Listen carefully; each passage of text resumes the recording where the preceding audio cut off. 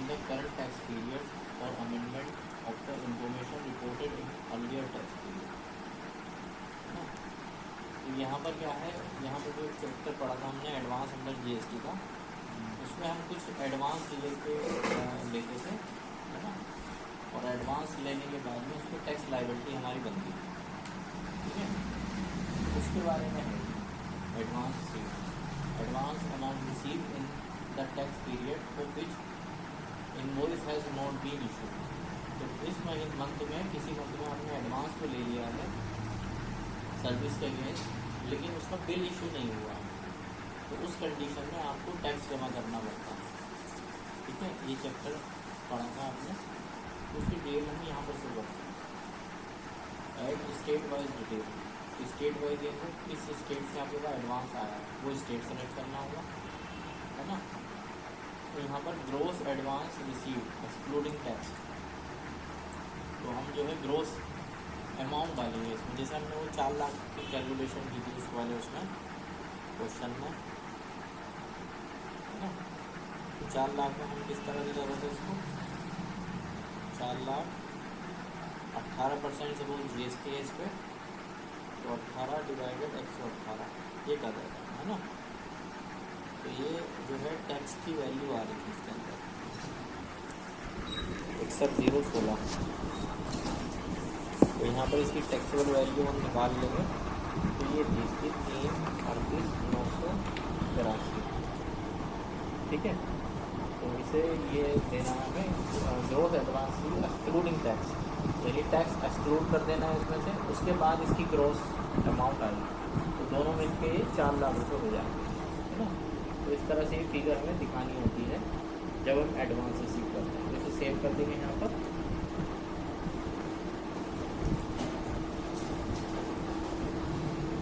ये आपका table number क्या है, लेवल बी क्या है, इसमें क्या है, advance amount receive in earlier tax period and adjusted against the supply being shown in this tax period. तो अभी जो एडवांस आया था उसके अगेंस्ट अगर आपने बिल बना दिया है किसी अगले महीने में बिल बनाया है और वो अमाउंट एडजस्ट हो गई है आपकी टैक्स की, तो उसकी फिगर आपको यहाँ पर बिल बन जाएगा, उसके साथ आप यहाँ शो कर देंगे। तो यहाँ पर आपको क्या करना है, स्टेट सेलेक्ट करोगे आप, यहाँ पर भी वैल्यू जब बिल बना दिया है तो उतनी वैल्यू जितनी एडवांस आया था वो यहाँ पर शो कर देते हैं, ठीक है। ये वैल्यू यहाँ पर हम शो कर देंगे। ये चैप्टर आप पढ़ चुके हो एडवांस अंडर जीएसटी, है ना। उसके बाद ये है इसमें HSN wise summary of outward supply. तो HSN वाइज समरी जो भी होगी वो हमें यहाँ शो करनी होगी, है ना। तो यहाँ शो करती है जैसे आपकी आपने जो भी सेल किया है उसका कोड डाल दो, HSN कोड, यहाँ पर उसकी क्वांटिटी क्विंटल में, यहाँ टोटल क्वांटिटी आ जाएगी, ठीक है। टैक्सेबल वैल्यू पूरे महीने की आएगी, ये पूरे मंथ में जितनी सेल किया है, तो यहाँ पर आपकी वैल्यू आ जाएगी इसकी टैक्सेबल वैल्यू, फिर उस पर टैक्स रेट आ जाएगा, फिर यहाँ IGST यानी इसमें आपने कितना IGST कितना दूसरे स्टेट में बेचा, कितना सेम स्टेट में, उस हिसाब से टैक्स की वैल्यू आएगी, है ना। तो हम लोग इतना 20,000 रुपये की फिगर आएगी।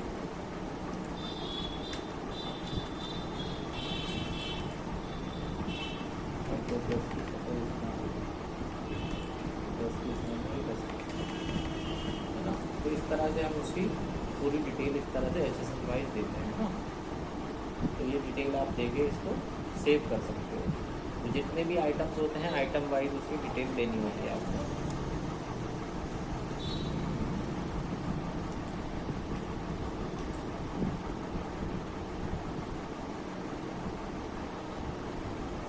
डॉक्यूमेंट इशूड, डॉक्यूमेंट इशूड का मतलब है कि कितने आपने बिल बनाए, है ना। तो यहाँ पर ऐड डॉक्यूमेंट करेंगे आपने किसी मतलब में सपोज एक बिल नंबर से 100 बिल नंबर तक बिल बना दिए, है ना। तो टोटल कितने हुए, 100 हुए, total number total invoice 100 use करनी। अब इसमें अगर कोई कैंसिल हुआ है आपका, सपोज 5 कैंसिल हो गए तो 95 नेट इशू हुआ, कैंसिल नहीं हुए हैं कोई तो 0 कर दोगे तो पूरा 100 ही दिखाएगा, है ना। तो ये आपको इसकी डिटेल आपको देनी होगी, कितने इनवॉइस आपने इशू कर दिए हैं।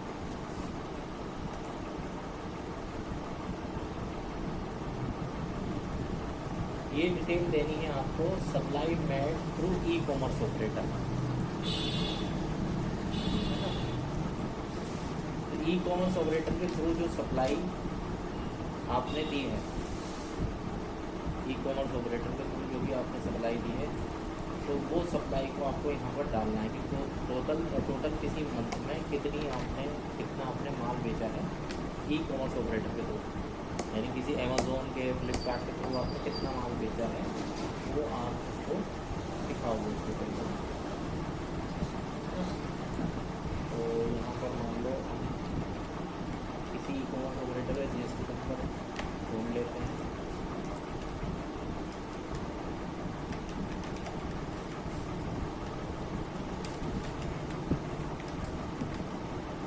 तो ये दिल्ली का अमेज़ोन का जीएसटी नंबर है।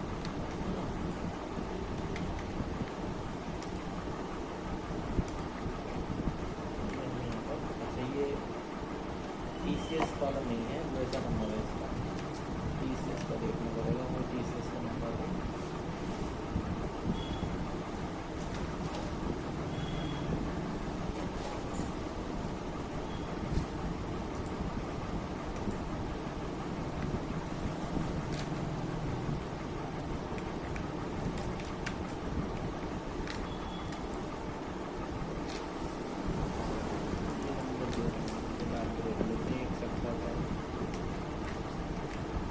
ये आपको है ना, एक नंबर है इसका TCS वाला, नंबर डाल दे, अमेज़ोन आ गया।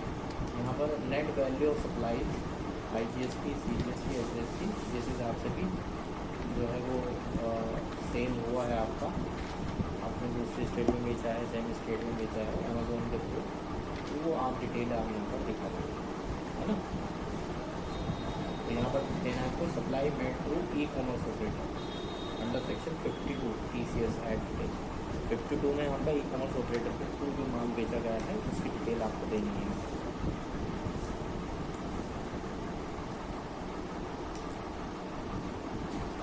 इसके बाद है सप्लाई अंडर सेक्शन 95।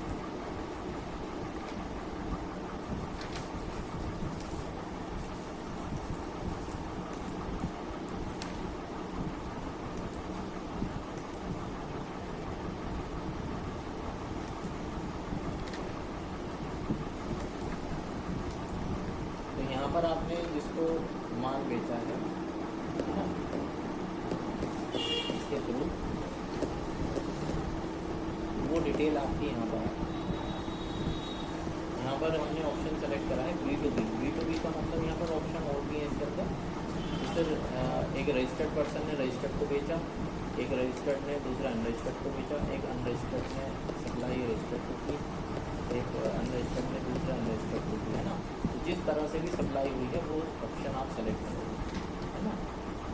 तो यहाँ पर आप जो है सप्लायर का GST नंबर डाल दोगे, यहाँ रिसिपिएंट का GST नंबर पड़ जाएगा। ये कौन सी सेल है, ये आपकी 95 वाली है, यानी वाली सेल जो जैसे होटल एकोमोडेशन की थी, है ना, hotel accommodation, transport of passenger, ठीक है, और हाउस कीपिंग वगैरह। तो इस तरह की सर्विस जो 95 में दी गई थी, जो ऑनलाइन दी जाती है सर्विस, है ना, उसकी डिटेल आपको यहाँ पर देनी है।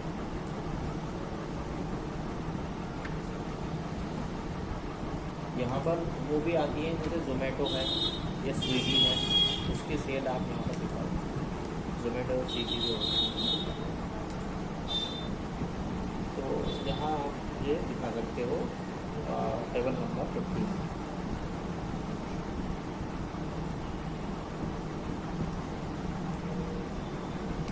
ठीक है, तो ये पूरा आपकी डिटेल यहाँ पर ऐड रिकॉर्ड ये कंप्लीट हो गया। यहाँ पे आपको जो ऐड करने होंगे, फिर आता है नीचे अमेंड रिकॉर्ड। अमेंड रिकॉर्ड में अगर आपने रिटर्न अपनी फाइल कर दिए इस महीने में, फिर अगले महीने में अगर कोई आपको चेंजेस करने हैं नेक्स्ट मंथ में, तो वो यहाँ अमेंड रिपोर्ट से आप चेंज कर सकते हो। यानी जैसे हमने यहाँ पर बिल फीड किया था टेबल नंबर 4 में, ठीक है, और उसमें वो गलती हो गई, तो वो हम यहाँ पर अमेंड रिपोर्ट में जाके कर सकते हैं।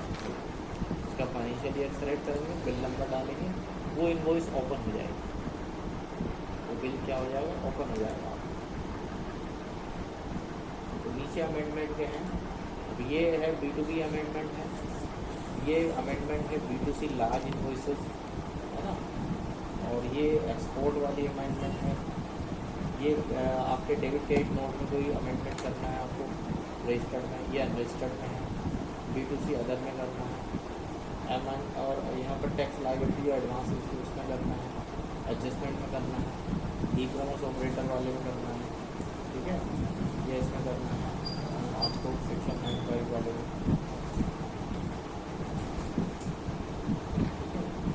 ये जो है आपको डिटेल इसमें यहाँ पर शो करनी होगी, मतलब यहाँ पर आप अमेंड कर सकते हो रिपोर्ट्स को जो आपने ऊपर फीड किया, आपने डेटा एंटर किया था, उस रिपोर्ट में आप एंटर करके इसको फाइल कर सकते हो, ठीक है। नीचे ई इनवॉइस डाउनलोड हिस्ट्री, अगर आपके ऊपर ई इनवॉइस लागू है तो यहाँ पर आपको आप बिल इंपोर्ट कर सकते हैं, जितने बिल बनाए होंगे आपने इनवॉइस के थ्रू, वो सारे बिल आप इंपोर्ट कर लेंगे, वो डेटा यहाँ पर आ जाता है।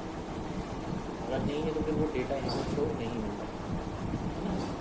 अब ये सारे डेटा फीड करने के बाद में आप कैसे इसको रिटर्न को फाइल करोगे। देखो रिटर्न फाइल करने का, अगर आपकी नील रिटर्न है, फाइल नील रिटर्न, तो यहाँ पे टिक कर दोगे। नील रिटर्न का मतलब होता है उसको कोई डेटा नहीं है, मेन हमारा ना कोई सेल नहीं हुई है, तो यहाँ पर टिक करके सीधे फाइल स्टेटमेंट पे जाके हम उसको रिटर्न को फाइल कर सकते हैं। दूसरा है यहाँ पर कि आपका ये जो है नील रिटर्न नहीं है, पैसा डेटा वाला है, तो उसे कैसे करोगे।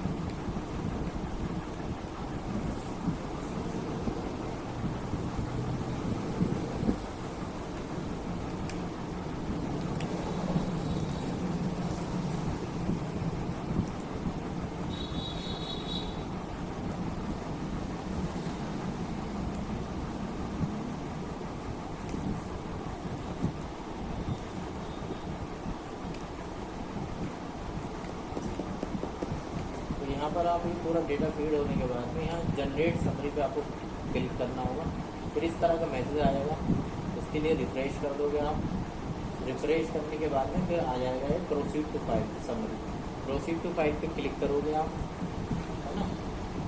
क्लिक करने के बाद वो डेटा इस तरह का शो कर देगा, ठीक है। ये डेटा आप चेक कर लोगे कि कोई मिसमैच तो नहीं है, और डेटा चेक करने के बाद में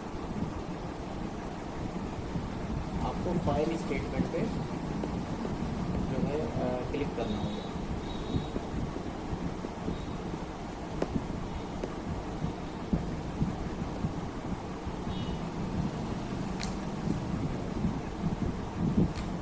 फाइल स्टेटमेंट क्लिक करने के बाद इस तरह से अंदर आ जाओगे, वहाँ चेक बॉक्स पे क्लिक करोगे, यहाँ ऑथराइज पर्सन पे क्लिक करोगे, है ना। उसके बाद फाइल विद EBC इस पर क्लिक करने के बाद में OTP जाएगा आपके registered mobile number mail ID पर, वो OTP डाल दोगे, वेरीफाई कर दोगे, यहाँ पर रिटर्न आपकी फाइल हो जाएगी, है ना। इस तरह से फाइल हो जाएगी। लेकिन नील रिटर्न में फाइल करके बता देता हूँ, लेकिन नील रिटर्न होनी है भाई, ये नील रिटर्न कैसे करेंगे फाइल मैं दिखा देता हूँ।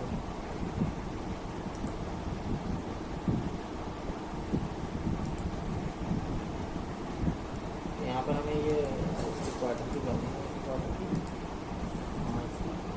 प्रिपेयर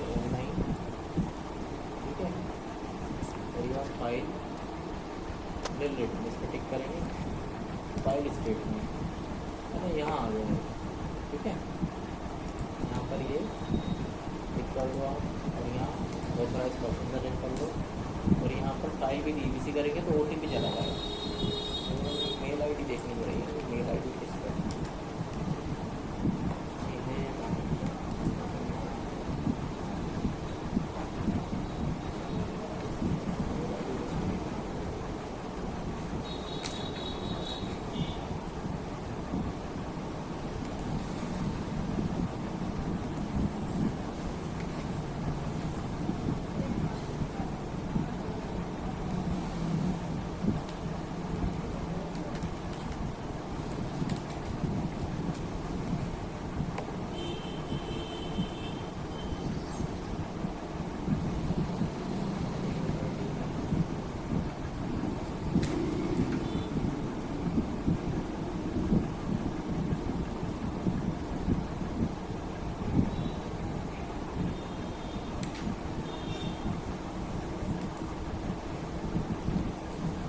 OTP चला जाएगा, है ना, मोबाइल नंबर पे भी जाता है, मेल आईडी पे भी जाता है।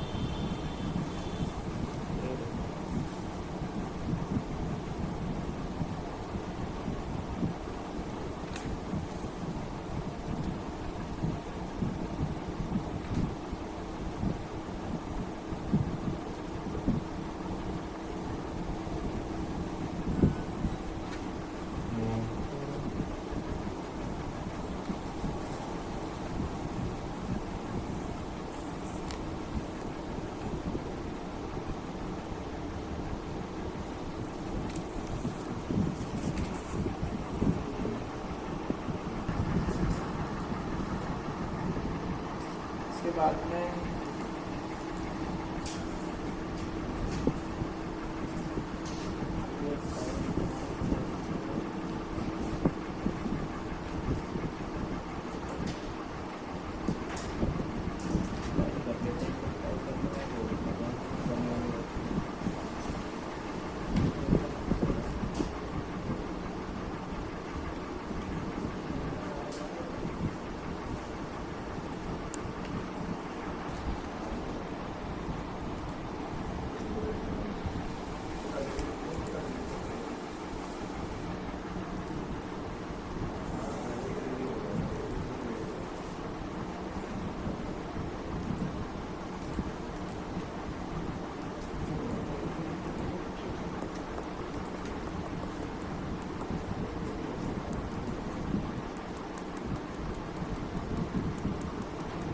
पेमेंट ही आया है 75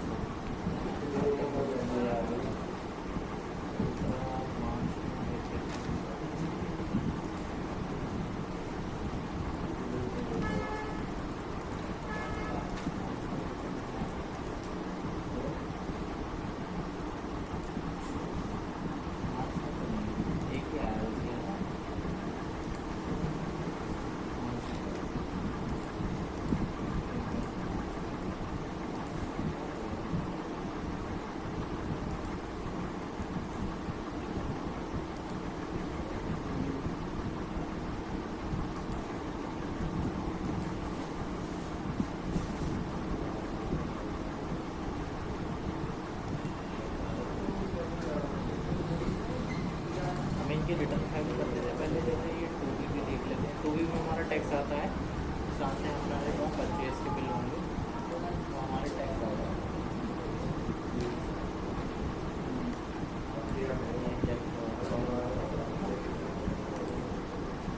ये मटेरियल का टैक्स है।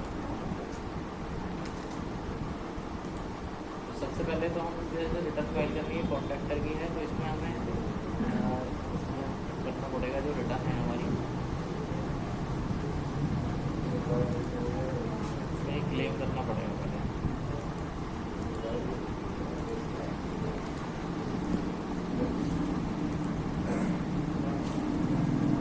नॉर्मल रिटर्न में क्लेम नहीं करना पड़ता, खाली में जिसमें ये कॉन्ट्रैक्ट होता है गवर्नमेंट डिपार्टमेंट से उसमें होता है ना, तो यहाँ पर हम इसे एक्सेप्ट कर देंगे।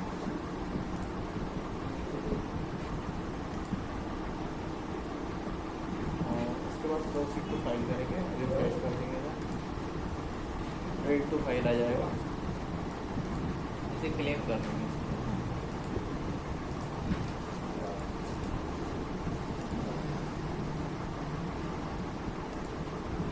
ये OTP जो है मेल पर आ जाएगा, मेल ID यही हमारा।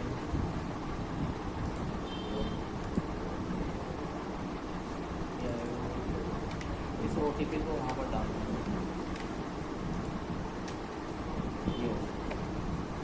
तो ये तो हमने क्लेम कर लिया, वो पैसा जो हमारा कैश उसमें आया था TDS में कटा हुआ। अब इसका बिल हमें शो करना है हमारे GST आ गया। तो हम ज़रा चेक कर लेते हैं इसमें कि हमारा कोई पहले कोई सेल का बिल बना तो नहीं था इस साल में, अप्रैल से लेकर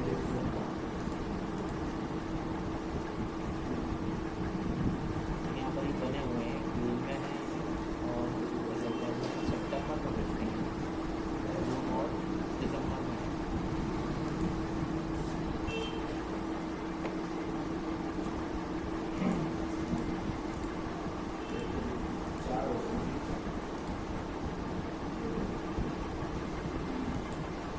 तो यहाँ पर थोड़ा ये देखना है कि बिल कौन सा कितने नंबर का बिल यूज़ करा है ना।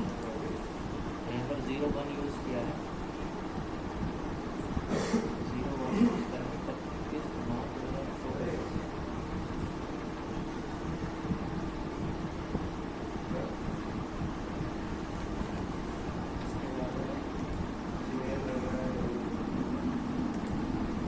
जून के बाद फिर सितंबर में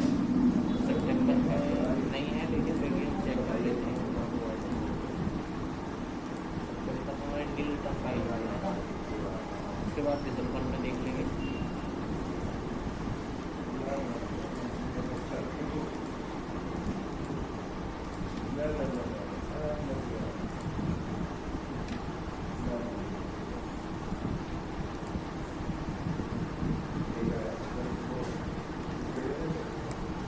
दिसंबर में है बिल नंबर 2,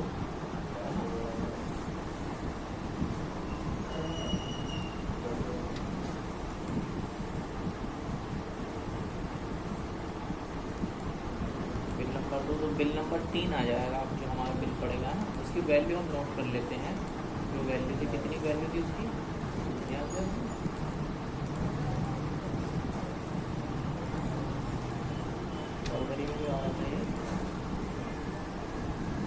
7,200 है ना, और 7,200 पे आपका जो है वो पीछे से बटन दबा देना उसका,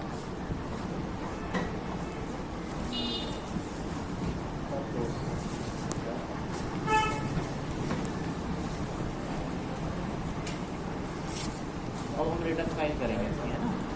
तो रिटर्न फाइल करने के लिए हमें क्या करना है, यहाँ पर हमें 24, 25, 27 के लिए मार्च सेलेक्ट करना है। क्वार्टरली बेसिस पर रिटर्न फाइल होती थी 3 महीने में एक बार। प्रिपेयर ऑनलाइन पे जाएंगे, यहाँ पर जाएंगे B2B, है ना।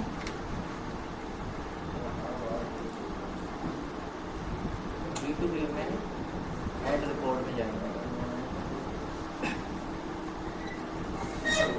ऐड रिकॉर्ड में यहाँ पे GST नंबर डालना होगा। तो ये जो सप्लाई दी थी हमने, किसको दी थी एक बार चेक कर लेते हैं। इसे भी जगह हम और ओपन कर लेते हैं ना, चेक कर लेते हैं इसे कि हमने वो जो सप्लाई दी थी वो किसको दी थी, कौन से डिपार्टमेंट को दी थी।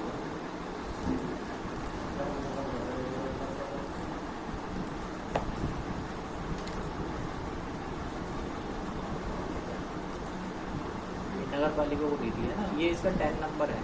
अगर इनका GST नंबर नहीं होता है तो 10 नंबर डाल देते हैं, लेकिन इनका GST नंबर है तो हम GST नंबर डाल देंगे, है ना।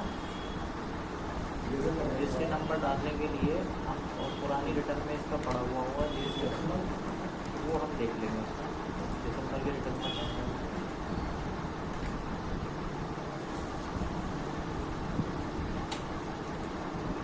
ये GST नंबर नगर पालिका में, है ना। तो यहाँ से हम इसको कॉपी कर लेंगे, अब यहाँ पर डाल देंगे, ठीक है। तो ये आपका नगर पालिका का जो है GST नंबर आ गया। ऐड टू मास्टर में यहाँ पर हम इसकी डिटेल को सेव भी कर सकते हैं। जैसे अभी अगर ढूंढना पड़ा तो हम उसे सेव भी कर सकते हैं, सेव करना है। अब यहाँ पर बिल नंबर ये 03 होगा, ठीक है। ये फरवरी में है तो 28 फरवरी 2025 ये इसकी डेट डाल दूँ, ठीक है। वैल्यू कितनी थी? 71,200 टैक्सेबल वैल्यू है उसकी, ठीक। अब इन तीनों चीज़ों को जोड़ के उसकी इनवॉइस वैल्यू बना दो, कितनी वैल्यू होगी? 71,200 प्लस 6408 6408। इनकी सर्विस पे 18% है ना, इसलिए हमने कॉन्ट्रैक्टेड सर्विस पे 18% GST होता है। तो इन सबको हमने इसमें जोड़ दिया और जोड़ने के बाद इसकी टोटल इनवॉइस वैल्यू यहाँ पर लिखेंगे, तो हो जाएगी 84,016।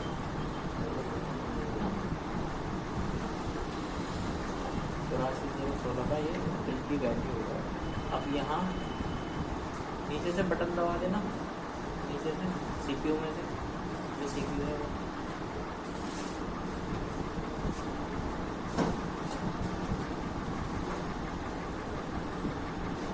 दोनों साइड से बटन दबाऊंगे, ठीक। तो यहाँ पर हम क्या करेंगे, इसे सेव कर देंगे। पंखा भी चला दो वहाँ पे, F प्रेस कर दो, F। ये जो है इसको सेव कर देंगे, है ना।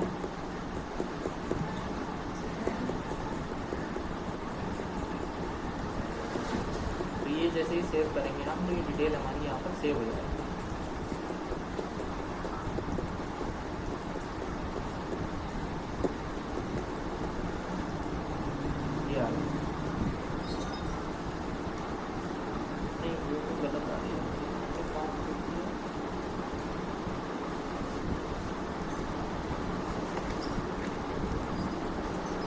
बिल नंबर हमने गलत डाल दिया था इसका,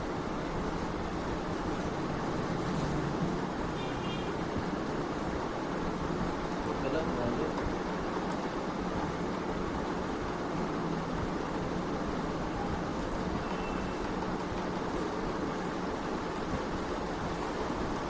डिलीट कर देते हैं।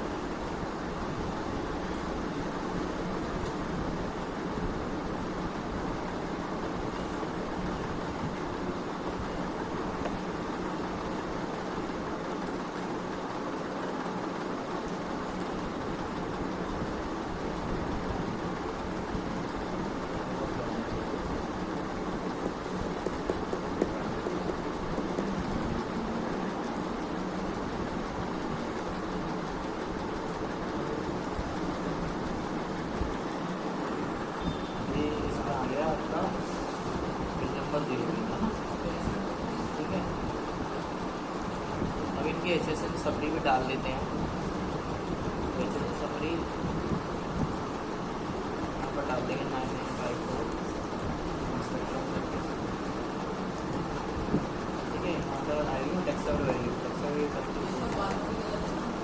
टैक्स की वैल्यू कितनी थी? टैक्स की वैल्यू कितनी आएगी? 6408 थी ना, 64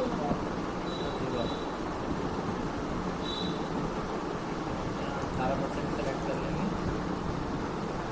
IGST तो 0 रहेगा, CGST एडजस्टमेंट डालना होगा, यहाँ पर ऐड कर देंगे। ये जो है ऐसे समरी ऐड हो जाएगी, यहाँ सेव कर देंगे इसको, पेज आएंगे तो ये समरी भी ऐड होगी। बस ये एक ही बिल था इनका, तो एक बिल ये हमने इसमें डाल दिया, बिल नंबर 3 अगर बन गया, HSN समरी डाल दिया, ठीक है। जब ये पढ़ जाती है उसके बाद में जनरेट समरी पे क्लिक करेंगे। जनरेट समरी पे मैसेज आ जाएगा, रिफ्रेश कर देंगे। रिफ्रेश करने के बाद प्रोसीड टू फाइल आ जाएगा, लिखा हुआ यहाँ पे क्लिक कर, यहाँ पर वो डिटेल दिखा देगा, 7200 दिया हुआ है, नीचे HSN समरी भी आ जाएगी इसमें।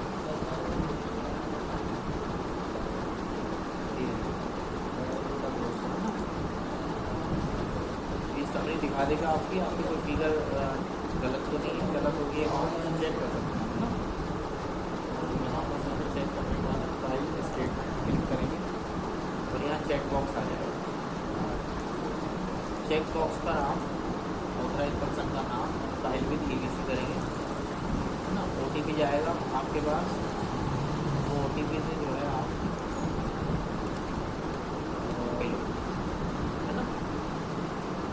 वन फाइल होने के बाद में आप देख सकते हैं इसमें रिटर्न फाइल आ जाएगा लिखा हुआ। देखो जब GSTR1 फाइल हो जाती है तो एक ये आ जाता है वन है amendment of outward supply goods और सर्विसेज। अब ये इन्होंने जो दिया है वन ए का क्या काम होता है, अगर हमने यहाँ पर वो डेटा गलत कर दिया है तो उसे यहाँ जाके सही कर सकते हैं। 3B भरने से पहले कर सकते हैं आप। 3B भर दी तो फिर यहाँ से नहीं कर पाएंगे, फिर नेक्स्ट मंथ में आप सही करेंगे तो यहाँ पर सेम वैसे ही रिटर्न आ जाती है जैसे आपने लिखी हुई है उसमें। तो यहाँ जो भी है आपको यहाँ पर उसे सही किया जा सकता है जो भी गलती हुई है। वन ए का यही काम होता है कि आप उस पर्टिकुलर टैक्स पीरियड में अगर जैसे रिटर्न भरने में वो गलती हुई है तो उसे सही कर सकते हैं यहाँ। और ये 3B भरने से पहले सही कर सकते हैं। जैसे ही 3B भरेंगे ये फ्रीज हो जाएगी रिटर्न वन ए जो आ रही है ना। अब 3B भरने का क्या मैटर है, 3B में आप 2B में देखोगे पहले तो 2B में आपका डेटा जो है 2B में वो डेटा आता है जो परचेज का बिल होते हैं, वो डेटा यहाँ पर व्यू में आता है ना।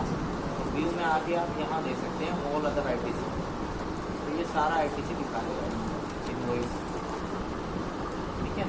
तो ये दिखा रहा है आपको यहाँ पर देखो ये कितने 2 बिल हैं इसके, तो ये 2 बिल आपको शो कर देगा।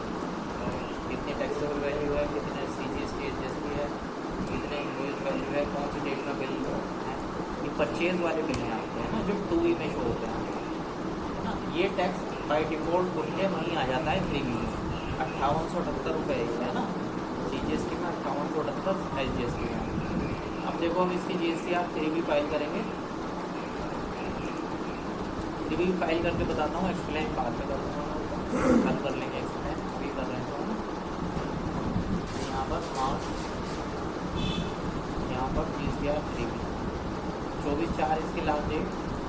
प्रिपेयर ऑनलाइन पे जाएंगे आप, इसमें कुछ नहीं करना है आपको, बस GSTR1 फाइल होनी चाहिए आपकी, है ना।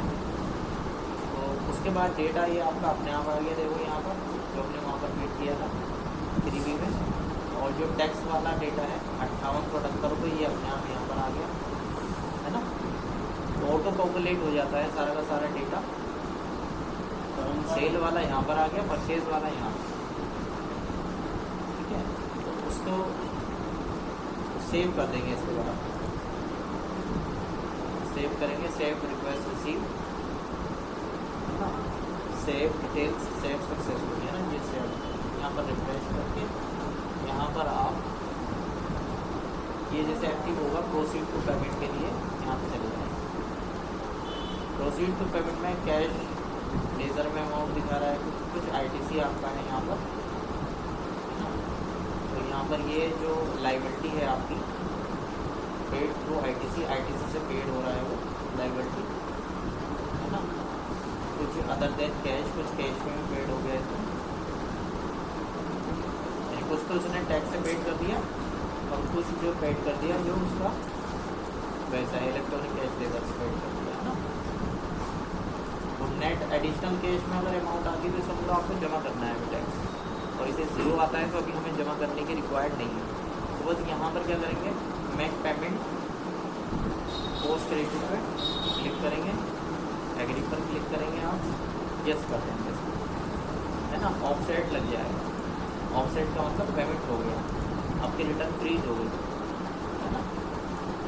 उसके बाद में प्रोसीड टू फाइल पे जाएंगे और यहाँ पर ऑथराइज पर्सन सेलेक्ट कर लेंगे, ऑथराइज पर्सन आपका सेलेक्ट हो जाएगा। फाइल विद GBC OTP जाएगा, OTP मेल ID से ले लेंगे, वेरीफाई कर देंगे इसे, ये रिटर्न आपकी फाइलिंग सक्सेसफुल, है ना। तो ये रिटर्न आपकी GSTR 3B फाइल होगी। तो दोनों ही रिटर्न मैंने फाइल करके बता दी, 3B हम कल एक्सप्लेन करेंगे, लेकिन अभी मैंने रिटर्न कर रहा था तो हाथ इसको बता दिया मैंने फाइल। तो ये आपकी GSTR 3B फाइल होगी। तो जैसे ये फाइल होती है आपकी रिटर्न, तो आपको यहाँ पर देखोगे आप फाइनेंशियल ईयर 24-25 मार्च, तो देखो फाइल आ गया है GSTR 3B पे भी फाइल आ गया, और जो 1A है वो फ्रीज हो गया।